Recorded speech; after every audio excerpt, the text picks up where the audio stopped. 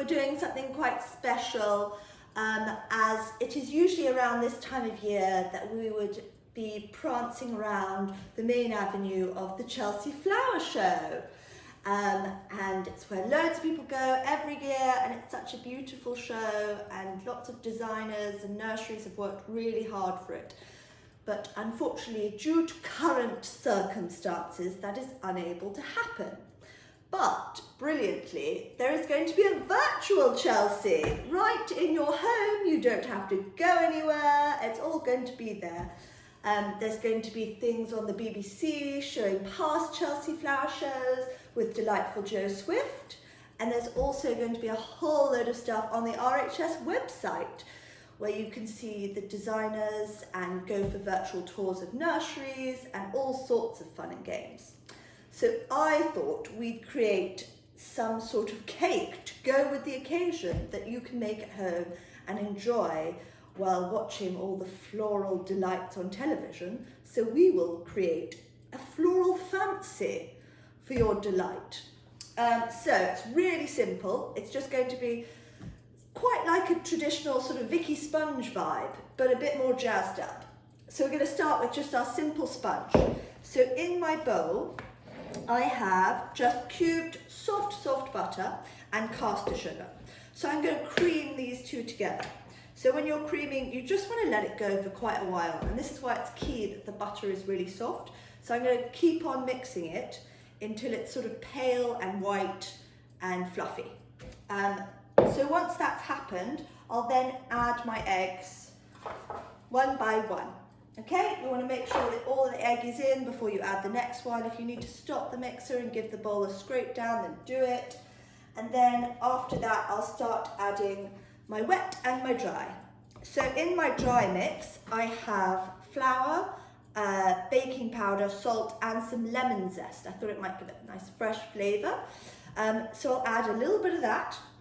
And then in here, I'm using yoghurt. If you haven't got yoghurt, maybe you've got buttermilk or some sour cream or something, you can use that. So a bit of the dry, and then I drop a bit of yoghurt in, and then a bit of the dry, and then some yoghurt, until I've got a beautiful cake batter.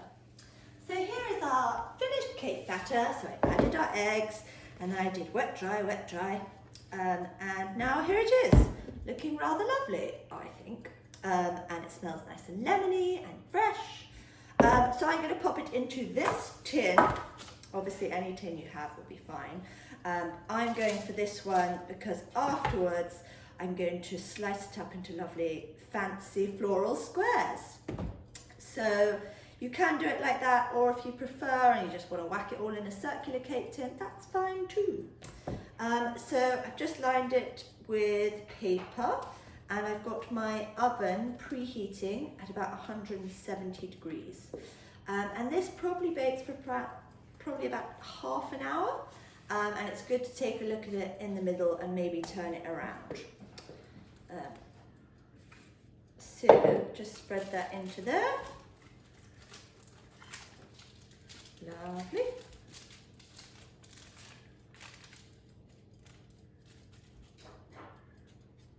And pop it in the oven.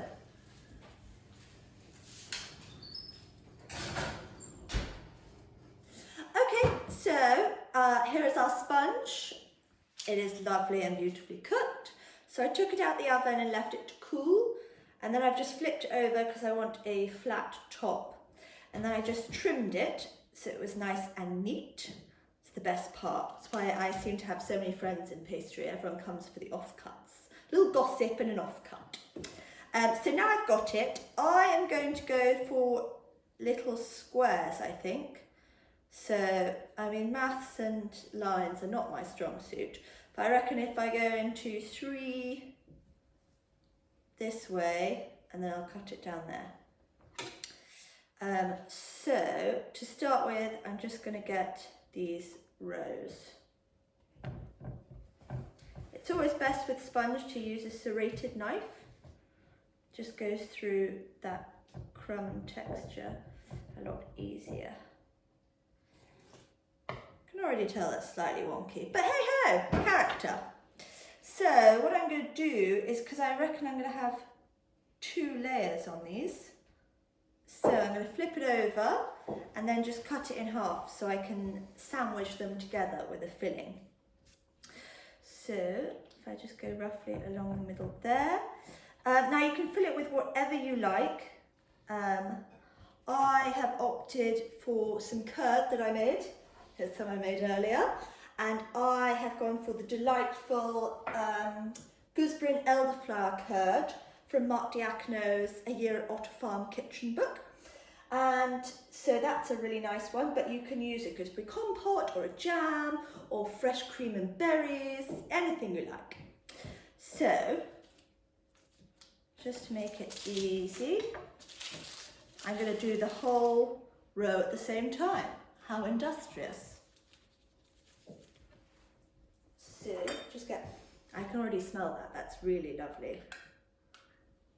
So we just blob it on, all in there. So we're going to do this with all the strips, and then I'll cut them into squares and we will ice them. But you want to get a nice amount, you don't want it squidging out the sides too much, so don't get too excited. But I mean, you could go for that look also. There we go. Nice. And then we just plop this bit on top again. There we go, nicely sandwiched. Parfait. I'll turn over.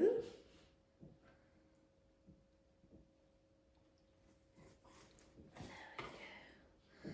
We cut into hopefully reasonably similar sizes, although you can go smaller or larger, or you can just do the whole thing as one.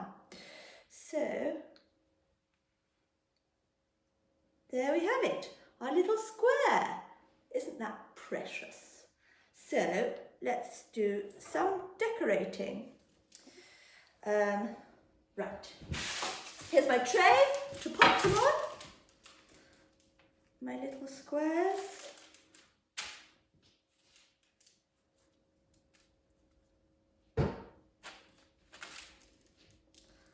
Lovely and tidy.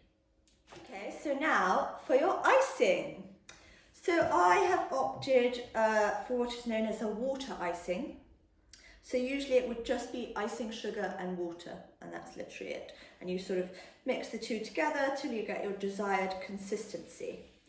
For this one, I have mixed icing sugar with elderflower cordial, which is one of just my favourite icings. It's really simple and easy. You can just smell it. I mean, just something about elderflower. I mean, it's just the most wondrous thing ever. I mean, just absolute heaven. Who doesn't love it? Good. So we've got that. So that's got a really nice flavour. So we're going to put that on the top. And you do have to just be careful that you don't add too much of the cordial at the beginning, otherwise you'll be there for sort of hours adding more and more and more icing sugar, because it can, you know, take quite a lot. But I've done that and it looks like quite a nice drippy consistency. So just going to get a nice blob of that on the top. So that's why it's quite nice why I flipped it over and we have a flat top. So this can just sit on it quite nicely. I sort of go with it and see what it wants to do. Can just sit on the top, or it might sort of slightly dribble down the sides, which I hear is very fashionable in cakes, so it's all good. And yeah, so I think that's got a really nice little oozy bit. And then I'm just going to spread this out just a little bit more to just tease it to the edges. Okay, so then I think you just want a little garnish on the top. So I've got obviously some fresh elderflower. What better? Here we go. Just put a little bit of that on top. And I'm also going to go for some strawberries. Now, I might cut it in half, I feel. Yes. And this is absolute heaven, because Australia is very good at a lot of things.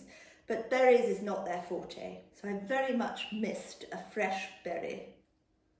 So I'm just going to pop that in half and just lay it on the top. And there we go. I think that's pretty heavenly and sort of sums up what I want in a Chelsea floral fancy. Yes. So there we go. I mean, give it a go, see what you feel. You know, a little snackette while you're watching all the RHS Chelsea Flower virtual fun. Okay, toodlepip.